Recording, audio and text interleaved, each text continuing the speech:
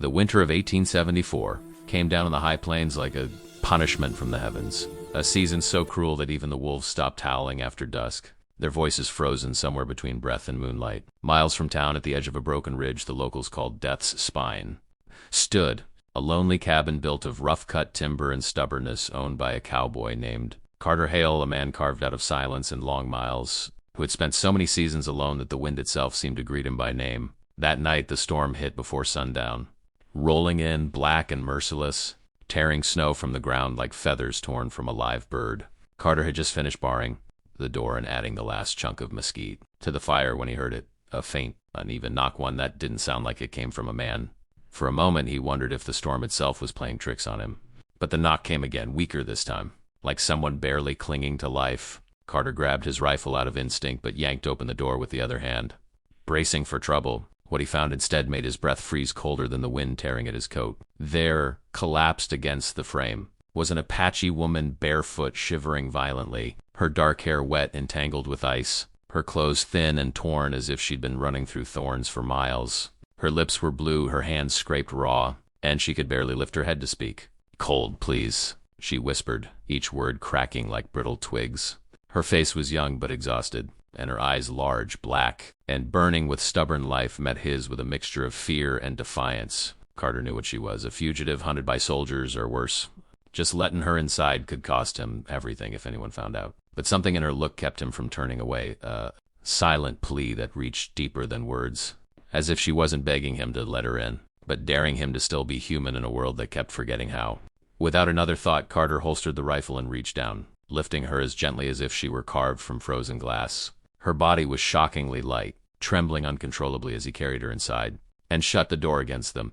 Screaming wind. He wrapped her in blankets, set her near the fire, and heated broth in the old tin pot he rarely used for anyone but himself. She drank in shaking sips, her eyes flicking everywhere, alert and wary like a wild creature cornered. When she could finally speak, her voice came soft but steady. "I did not come to harm you." "Cowboy." Carter nodded quietly. He hadn't figured she did. He asked no questions. Not yet. Instead, he added more wood to the fire and sat across from her, watching the flames dance like restless spirits. The storm outside raged with a fury that shook the walls. But inside, for the first time in a long time, the cabin held something warm that wasn't just fire. As minutes stretched into an hour, the woman finally revealed her name. Naira. She didn't say why she was running, only that she had been chased for 2 days and nights, that she had crossed the river half frozen, and that the storm had nearly finished what her hunters started. Carter felt something shift inside him. Maybe it was pity, maybe it was respect, or maybe just the memory of every soul he had ever lost on the frontier. Whatever it was, he said the words before he even thought them. "You're safe here tonight." Naira watched him carefully, unreadable, but she nodded and let her eyes close for the first time in days. Carter sat awake until dawn, rifle at his side, listening to the storm rip itself apart while a stranger slept beneath his roof. By morning, he knew two things with absolute certainty. The world outside had changed, and so had the one inside his cabin. If you're feeling the pull of this story so far, make sure to subscribe to the channel. There's much more coming, and you won't want to miss a single chapter of the frontier tales that follow. Snow lay deep around the cabin when Naira finally woke, the storm having left the world buried in white silence. Except for the soft crackle of the fire Carter kept alive through the night. She opened her eyes slowly, blinking at the unfamiliar ceiling beams, and for a moment panic flickered across her face. Panic that vanished only when she saw Carter leaning over the hearth, stirring something warm in the pot. "You made it," he said simply, not turning but smiling slightly, the kind of smile of a man who rarely used the muscles required for it. She sat upright, wrapped still in the heavy blanket, and touched her arms as if confirming she was alive. "Why did you help me?" she asked, her voice stronger now but still edged with suspicion. Carter shrugged. "The storm would have killed you. It didn't seem right to let that happen." Naira stared at him for a long heartbeat, trying to measure the truth in his words, then nodded once as if granting permission for him to keep his honor. Over the next hours they spoke little, but silence itself became a kind of language between them. Carter worked outside, shoveling paths through the snow, checking the horses, chopping more wood, and every time he came back in, Naira watched him with cautious curiosity, slowly thawing not just from the cold but from the fear that had followed her for so long. When she finally explained her story, the cabin felt smaller for the weight of it. She had fled from a group of bounty men, white men who claimed she had stolen from them, though all she had done was stand her ground when they tried to take her for themselves. They wanted her not for justice, but for cruelty disguised as law. And she had run because running was the only thing she could choose. Carter felt a hot anger rise in him, not the wild kind, but the quiet, righteous kind that settled deep in a man's bones.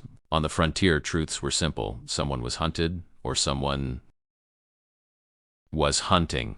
Someone was guilty, or someone was lying. Someone needed help, or someone deserved help. And Carter Halley knew exactly which category Naira fell into. Over the next couple of days, as the storm healed into clear skies, Naira regained her strength. She helped cook simple meals, repaired some of Carter's torn shirts with skilled hands, and even stepped outside to breathe the sharp morning air, standing like a figure carved against the icy sunlight. She was different now, still wary, still fierce, but no longer frozen, no longer breaking, and Carter found himself watching her more than he intended to. There was something about the way she carried her quiet dignity, like she had endured too much, survived too much to ever be ordinary again. Trouble arrived on the third morning, 3 riders coming up the ridge, guns at their sides and greed on their faces. Carter saw them first, and when he told Naira, she didn't panic, she simply nodded, as if she had expected this moment all along. But Carter did something she didn't expect. He stood in the doorway, rifle in hand, blocking the only entrance, and said, "You stay behind me. No one's taking you from here." Naira stared at him, stunned, and for the first time since they met, her eyes softened, not with fear, but with something far deeper. When the riders stopped outside, demanding Carter hand her over, he refused with the steady voice of a man who had already decided he'd die before he broke his word. The confrontation was brief but sharp, words turning to threats, threats turning to raised guns, until Carter's determination made the riders hesitate. A cowboy who stood ready to fight for a woman he barely knew was clearly a man willing to take the fight much further than they expected. After a long, cold standoff, the riders rode off, cursing and promising to return with others.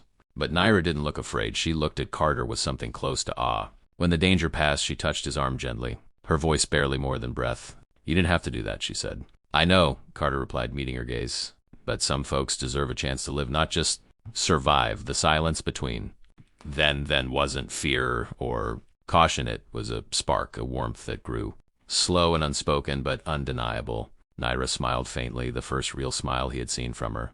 And in that small moment, the frontier felt a little less cold.